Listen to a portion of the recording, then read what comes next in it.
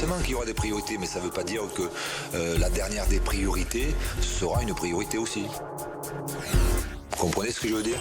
Je vous entends parler, je vous entends écrire. C'est intéressant d'avoir plusieurs arcs à son flèche, donc c'est bien.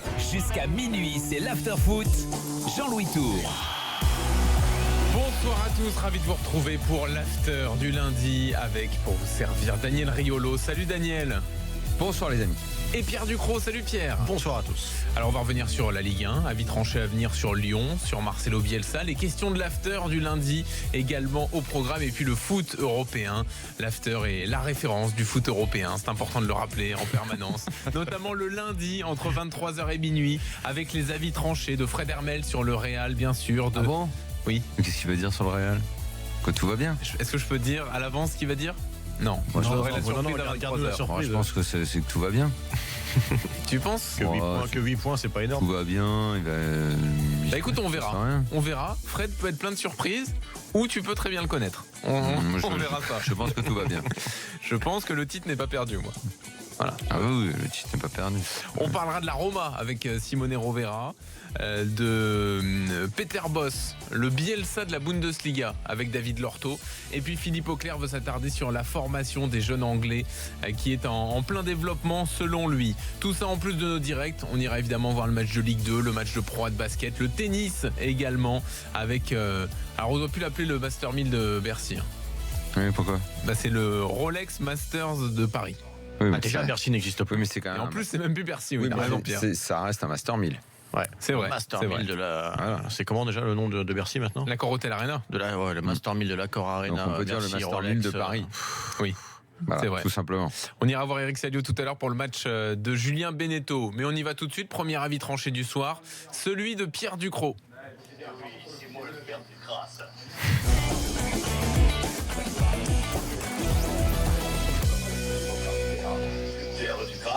Les pommes produits comme à la sienne. Magnifique. Alors Pierre, tu as envie de revenir sur le match d'hier, la victoire de Marseille à Lille 1-0. Alors je précise, tout le monde ne vous a pas entendu hier parce qu'il y a eu un petit souci de podcast là, donc j'imagine tous les gens qui pensaient partir ce matin au travail avec vous dans les oreilles. Il a été mis un peu plus tard. Mais tu sais, les gens, c'est en allant au travail qu'ils vous écoutent. Ouais, Donc ils peuvent pas tous écouter le podcast au boulot. Et ouais, c'est ça. Certains ont un vrai métier. Vraiment au boulot. C'est ça. C'est dommage parce que l'émission était particulièrement excellente. Ah bah, On va essayer de faire la j'imagine. même. Alors tu veux revenir donc sur ce qui s'est passé hier soir, notamment côté lillois.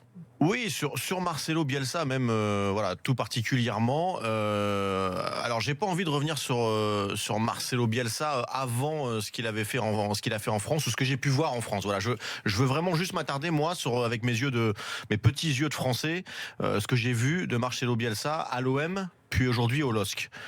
Et je sais que Daniel aime beaucoup Marcelo Bielsa et son avis m'intéressera à la fin parce que non, je commence mal, Daniel. Moi, j'en parlerai pas. Ah, t'en parleras pas. Bon, J'en ai trop parlé dans ma vie. L'autre fois, tu voulais pas en parler de, je sais plus ce que c'était. T'en as parlé. Oui, c'était la vidéo. Parler Oui, de la même chose. La vidéo. Parler de l'entraîneur du 19e au classement de la Ligue 1, je pense que c'est la première fois dans l'histoire de l'after qu'on le fait. Ça suffit à dire à quel point cet homme est important. Donc toutes les critiques qui seront formulées ne sont pas intéressantes. Exactement. Alors je vais quand même faire mon avis tranché. Mais toi, parce que sinon, dans la merde, il va nous manquer. Je respecte 20 minutes, absolument ton avis. Alors, donc moi je m'intéresse à Marcelo Bielsa en France, à l'OM.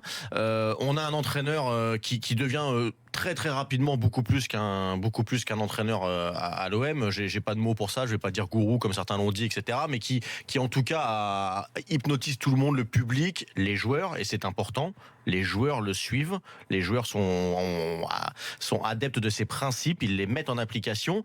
Ces principes, on les connaissait déjà et ce sont les mêmes quand il arrive à l'OM. C'est du jeu court, une relance très courte à la base. L'OM était à l'époque l'équipe qui relançait le plus court et qui faisait le plus de passes dans son premier tiers de terrain en Europe. C'est pas juste anodin comme statistique. On passe pas par le milieu, quasiment pas, et on va très vite vers l'avant. On se procure comme ça beaucoup d'occasions, mais ce qui veut dire que vous imaginez la transition offensive qui est très contraignante pour tout le bloc équipe qui doit monter très vite. Et ensuite les principes défensifs, c'est un pressing très haut, on s'en rappelle. Donc ça aussi très contraignant. Moi, au bout de 2 mois et demi où je vois jouer l'OM comme ça, avec des résultats et avec des joueurs qui appliquent ce principe, je me dis Ils vont dans un mur parce qu'à un moment donné, comment les mecs vont faire pour tenir une saison comme ça? J'étais pas le seul, hein, j'avais rien inventé. Il y a aussi des coachs de Ligue 1 qui sont assez rapidement, au bout de 4-5 mois, adaptés au système Bielsa, qui ont été pressés très haut cette première relance et ça marchait beaucoup moins bien, qui évitaient aussi le pressing de Marcelo Bielsa qui a pu surprendre au départ. Et il s'avère que le dernier tiers de la saison est beaucoup moins positif pour Marcelo Bielsa. Les joueurs sont cramés, ils y arrivent plus et ils changent rien. C'est pas vrai parce que l'un des plus grands matchs de l'OM cette année-là, c'est le match contre Lyon où il y a le fameux vrai faux but sur la ligne. Un match, mais si tu regardes, ils sont en course pour le titre jusqu'au mois de mars. Ouais, bah oui, mais ils terminent quatrième, ils sont même plus sur le podium à la fin. Ouais, et ils terminent derrière Lyon, Paris et Monaco qui ont beaucoup plus de moyens qu'eux. Alors, qu'on plus de moyens, certes, mais au départ, pendant 6 ou 7 mois, les moyens, finalement, on s'en est pas occupé et c'était magnifique. Le problème, c'est que les moyens, on sait que ça se voit toujours sur la durée. Parce que c'est le banc, parce que ça permet de remplacer des mecs. Peut-être. Alors, on va en venir. C'est toujours sur la durée que les. Je suis d'accord avec toi. Parce que sur un match ou sur 3, on sait très bien qu'on peut tout. On va en venir justement à la capacité Adaptabilité. Merci Jean-Louis. Voilà. J'ai failli dire adaptation, mais c'était plus facile, mais ça allait pas. De Marcelo Bielsa, qui finalement avec un effectif où tu l'as dit toi-même, Daniel, tu peux peut-être pas aller jusqu'au bout comme ça. Il s'adapte pas. Il va dans le mur et c'est un petit mur parce qu'il termine 4e et tout n'est pas acheté, mais ils y vont quand même. T'avais des joueurs quand même à l'OM à l'époque, autres que ce que tu as au LOSC, sans manquer de respect à ce qu'il y a au LOSC aujourd'hui. Mais t'avais des Benjamin Mendy, t'avais des Romao, t'avais des Morel, des Lemina, des Nkoulou. C'est une blague ou quoi? Non mais alors attendez, excusez-moi, on va pas refaire le débat de l'OM de Bielsa quand même. Alessandrini, non mais c'est important aujourd'hui de dire qu'à l'époque il avait des joueurs. Aujourd'hui, t'en as quelques-uns qui sont de très bons joueurs quand même. De très bons joueurs. Mais attends, tu me parles de Payet, il est toujours à l'OM. Oui, c'est lui qui l'a transformé. C'est une valeur sûre de Ligue 1 pour moi. Benjamin Mendy, on n'en parle pas. Gignac, t'es pas d'accord que c'est un bon joueur? Non. Gignac qui est parti au Mexique, tout le monde l'a oublié, il met ses buts, il en marque. Il marche très bien là-bas quand même. Il marche très bien là-bas. Gignac, on peut pas me dire que c'est un mauvais joueur aujourd'hui quand on dit qu'à chaque fois c'est le meilleur Marseillais. Thauvin à l'époque de Bielsa, c'est pas non plus le gars. Imboula à l'époque de Bielsa, c'est pas le Imboula de maintenant, il est plutôt bon. C'est donc parce que c'est lui qui en a fait quelqu'un. C'est lui qui en a fait un bon joueur. Sur l'année où il était. Les mauvais à l'époque, c'est pas lui et les bons, c'est lui. C'est lui qui en a fait des bons joueurs. Ceci dit, pour moi, ils vont dans un mur et depuis 4-5 mois de saison. Donc on refait le débat de l'OM il y a 2 ans, je comprends pas l'idée. Non, mais c'est important pour moi. Je pense que Pierre va arriver à une conclusion sur Lille. Marcelo Bielsa ne s'adapte pas dans les 3 derniers mois à quelque chose qui était pour moi prévisible. Peut-être pas pour lui, je sais pas, ou alors il voyait pas les choses comme ça. On en revient au LOSC aujourd'hui. Il revient avec ses principes, c'est beau, c'est plaisant, ça je suis assez d'accord avec ça. Voilà, on est tous assez d'accord que le football que Marcelo Bielsa aime, on l'aime aussi parce qu'il est plaisant. On peut comprendre que pendant 4 mois, il teste des choses, il essaye, etc. avec son groupe. Un groupe qui essaye de s'adapter. T'avais vu Benzia qui était plutôt, je crois que c'est Benzia que t'avais vu, qui était plutôt enchanté des entraînements qu'il avait avec Bielsa, etc. Sauf que, et des saufs, il va y en avoir quelques-uns. Il a l'effectif le plus jeune d'Europe. Ça, il peut pas l'occulter. Tu ne peux pas faire faire à ces joueurs-là les mêmes choses tactiquement. Ces joueurs-là n'ont pas tous une culture tactique suffisante pour comprendre tout de suite et très vite. Sauf que rien ne marche. On est d'accord là-dessus. Ouais. Rien ne marche à Lille en ce moment. Là, je suis pas vrai, seul. Ça fait un très bon match hier soir. Alors, oui, mais attends, il va y arriver, je pense. Voilà. Avant cette première période, et tu as raison Daniel, cette première période qui pour moi est la meilleure depuis le début de saison. À la mi-temps, qu'est-ce que fait Marcelo Bielsa ? Il change déjà un petit peu. On sent un petit peu que ce changement met un petit peu... voilà, c'est plus le LOSC de la demi-heure. De la demi-heure qui est sorti, c'est Araujo. Ouais. Tu as vu sa première mi-temps ? Parce que moi j'ai revu aujourd'hui pour comprendre. Moi je l'ai vu honnêtement. Ah non, moi je l'ai pas trouvé à chier. Je l'ai pas trouvé à chier. Il est souvent rentré à l'intérieur. Je l'ai pas trouvé du tout à chier. Et je me suis même demandé. Moi j'ai revu exprès parce que hier moi aussi j'ai été surpris par ce changement. J'ai revu, je comprends. Alors on a fait la même chose. Qui est rentré a pas été bon non plus. On a revu. Arroyo nul. Tu sais la question que je me suis posée, moi je me suis dit peut-être qu'il y avait un pépin physique. C'est la seule chose à la limite où je me dis peut-être que voilà, c'est pour ça qu'il est sorti. Tu verras la prestation d'Arroyo. Je l'ai revu et j'ai pas besoin. Il l'a revu aussi. Je l'ai revu, moi je l'ai pas trouvé nul. Non, je l'ai pas trouvé nul. Je suis désolé. On aurait pu s'appeler aujourd'hui et revoir tous le match ensemble. Peu importe, toujours est-il qu'à l'heure de jeu, là, il fait d'autres changements. On rappelle que pour changer un défenseur central blessé, c'est pas de sa faute. C'est Amadou. Il est blessé, Amadou. Pour Ponce. Il y a 4 joueurs qui changent de positionnement à ce moment-là. Et là, on l'a tous vu, on en a parlé aussi hier soir, c'est de nouveau le bordel. Moi, je comprends pas bien déjà les changements, mais ça c'est une chose. À la limite, un gars peut peut-être se planter sur un match. Faut savoir aussi que la première mi-temps, qui est la meilleure depuis le début de saison, elle intervient après une semaine où des joueurs ont été voir Marcelo Bielsa, où ces joueurs-là ont réclamé un peu plus de simplicité dans les schémas tactiques, un peu plus de cohérence au niveau du positionnement sur le terrain. Je te dis pas qu'ils ont raison ou tort, je te dis que par contre là il a accepté de le faire et que comme par hasard ça a mieux marché sur cette mi-temps. Bon, je me dis que mais après pourquoi tout cet homme vous intéresse autant? Non, mais attends, je vais te poser une simple question tout le à la football fin. français juge être une pipe. Non, Pourquoi il vous moi j'ai intéresse pas dit que autant? c'était une pipe. N'en J'ai pas dit parlez que c'était une pipe. Tu vas me laisser N'en finir. Et tu parlez vois, pas. moi je ne dis pas que c'est une pipe. Non. Je dis qu'il lui manque quelque chose et qu'on ne peut pas non plus l'occulter. Est-ce que Bielsa ne pourrait pas pour une fois penser qu'il n'est pas le coach, comme beaucoup de ses, comme certains les appellent, ses disciples, le coach d'une des meilleures équipes d'Europe, avec des joueurs exceptionnels au-dessus du lot, qui sont capables de faire des choses différentes très vite et de les mettre un peu à leur sauce. Voilà, des joueurs intelligents qui ont déjà un certain âge, avec une culture tactique, etc., etc. On revient pas là-dessus, et s'adapter lui. Pour une fois, à un groupe, le groupe lillois, qui a quand même des qualités pour faire autre chose que ce que fait le groupe lillois en ce moment. Et sauf que moi, c'est mon dernier sauf pour finir. J'ai un petit doute parce que Marcelo Bielsa lui-même le dit. C'était il y a quelques années, c'était il y a 3 ans, je crois. Il parlait de Sampaoli, qui était soi-disant un de ses disciples. Ouais. Et un journaliste lui posait la question, est-ce que vous êtes meilleur que Sampaoli ou pas? Et lui disait non, il est bien meilleur que moi, parce que lui sait s'adapter à ses groupes, sait être flexible, alors que moi j'ai un défaut et je le sais, je ne cède jamais et je ne change pas. Bah tu vois, ça pour moi déjà c'est une partie de la réponse, et c'est ce qui me dérange chez lui. Alors, c'est qu'à un moment donné t'as un mur en face, t'as l'impression que t'y vas et qu'il veut pas changer, quoi. Et c'est ça qui me dérange chez lui, c'est pas le reste. Donc 150e débat sur cet homme-là. Encore après il a un côté fascinant quand même. Toujours, ou alors on n'en fait plus, quoi. Ouais, mais sauf que c'est toujours la même chose, quoi. Oui, et pourquoi? C'est toujours la même mais chose. Moi c'est ma question, pourquoi il veut pas changer, quoi? Pourquoi il veut pas s'adapter de temps en temps? À quoi ça sert de répéter indéfiniment les mêmes choses, quoi? Laissons-le travailler, on s'en fout, quoi. Au bout d'un moment, on est là aussi pour commenter ses matchs, commenter ce qu'il fait. Mais non, mais attends. Au bout d'un moment, le débat est intéressant s'il rapproche des gens, des opinions. Or, mais Bielsa ne permet pas ça. Et ben alors donc pourquoi en parler? Parce que ça. Donc du coup, on devrait dire, on n'en parle jamais. On reste comme ça, on le laisse continuer et on n'en parle pas. C'est intéressant quand même. De toute manière, c'est pas déterminé s'il continue ou pas. Essayez de comprendre ce qu'il fait. Alors expliquez-moi, depuis qu'il est arrivé en France, pourquoi on est le pays où il y a le plus de débats sur lui? Oh, c'est pas vrai, il y en a. T'as pas vu la scène qu'il y a eu là en Argentine? Oui, c'est vrai. Avec un journaliste qui voulait battre. C'est pour ça que j'avais demandé qu'on enlève tous les ballons sur le plateau. C'est vrai. Mais bon, que Daniel me balance un ballon. On vous retweetera la vidéo d'ailleurs. En Argentine, c'était sympa, mais tu vois, en Argentine, il soulève les passions aussi. Ouais, et puis je pense qu'il bénéficie d'un peu plus de respect. En Espagne, il y a eu quelques débats aussi. À l'époque de Bilbao. Mais je pense que tout le monde le respecte. La grande différence. Alors qu'en France, pays où il n'y a pas 5 coachs qui ont gagné et qui ont fait la moitié de ce qu'il a fait, on continue de donner des leçons et de le prendre de haut. Mais alors, je pense, Daniel, qu'il y a un excès autour de Bielsa des deux côtés.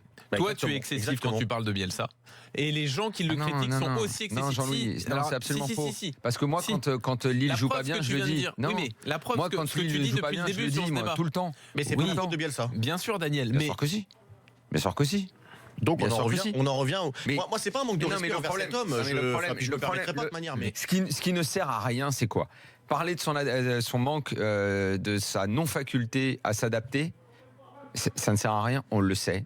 Il l'a toujours dit. Il l'assume. Donc à partir du moment où on le sait et lui-même le dit, ok. Mais et qu'est-ce qu'on va dire alors? Alors, explique-moi ce qu'on va dire. Alors à ce moment-là, on peut parler d'un, je sais pas, de tous les débats qu'on a fait sur des coachs en Ligue 1 n'ont pas lieu d'être alors. Parce que tous les défauts des coachs n'ont pas lieu d'être évoqués à ce moment-là. Lui, il a, au contraire de beaucoup d'autres, une idée, une théorie, et il ne va pas la changer. Donc, tu peux dire 1000 fois, il est bête, il sait pas s'adapter, il peut pas aller dans les grands clubs à cause de ça, il peut pas diriger des grands joueurs à cause des égos. J'ai dit qu'il était même conscient de son défaut, mais qu'il n'arrivait pas à le changer. C'est exactement comme quand il est parti de l'OM, on savait très bien que si tu changeais une virgule du contrat, il se barrerait. Les mecs l'ont fait. Et se sont étonnés qu'il parte. Et après, ils se sont étonnés. Oui, mais ça, c'est autre chose. Ça, c'est autre chose, Daniel. Et c'est la même chose quand tu parles de son jeu. À quoi, de toute façon, tu sais très bien. Tu sais très bien que ça ne peut pas marcher tout de suite. Tu sais très bien que soit ça prendra sur la deuxième partie de saison, soit ça ne prendra pas parce qu'on lui laissera pas le temps. Mais c'est pour ça que donc un parallèle avec l'OM, Daniel. Moi, là où je suis pas tout à fait d'accord, chaque fois que tu vas le critiquer, ce sera pour dire il ne s'adapte pas. Ses joueurs sont trop jeunes pour comprendre ce qu'il fait.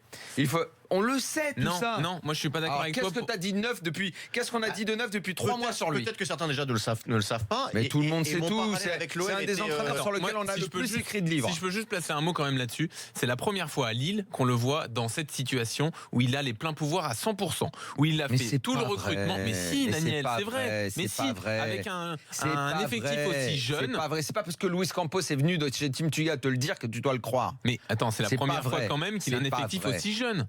Ah ça oui. Tu vas pas me dire le contraire quand même. Bah, c'est ça que je te dis. Ça, oui. Donc c'est une situation inédite dans le parcours de Bielsa en tant qu'entraîneur. Bah donc c'est intéressant à voir et à décrypter. Et donc il faut mais on est obligé de commenter les matchs quand même qu'on peut voir. Arrête de pipoter, on décrypte rien. Mais attends, on fait est là du pour résultat. analyser les matchs quand même. Mais pour analyser les contenus. On fait du match par match. Tu viens. Alors là, ça s'est bien passé, il a gagné. Là, ça s'est pas bien passé, il a pas gagné. Là, il a fait ça. Là, il a fait les changements. Tu sais, moi, je reconnaîtras que je n'ai pas parlé de Bielsa avant hier soir. Ok. Et que je n'ai pas fait du match par match. Tu sais très bien que cette histoire de je change les joueurs, machin, il l'a fait toujours. Il considère que les joueurs sont capables de jouer à plein de postes, à tort ou à raison. On le sait, on n'apprend rien. Ça fait partie de sa méthode depuis toujours. Tu n'apprends rien. Mais à un moment donné, tout ce qu'on voit, on ne le découvre pas. Tout ce que je sais, c'est que ce mec-là est le 19e de la Ligue 1 et ça ne mérite pas. Au contraire, moi je fais pas dans l'excessif, comme tu dis, parce que je dis, on n'a même pas en parlé. Il est 19e de Ligue 1, qu'est-ce qu'on s'en cague de ce qu'il fait? Laissons-le bosser, puis on verra bien à la fin de l'année.